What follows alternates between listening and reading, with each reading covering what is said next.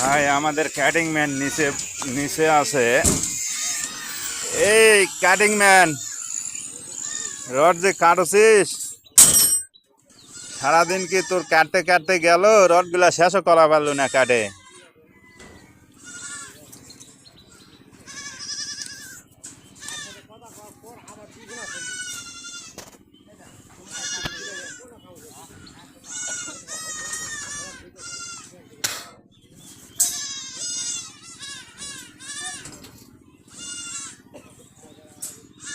blog বানিয়েছি,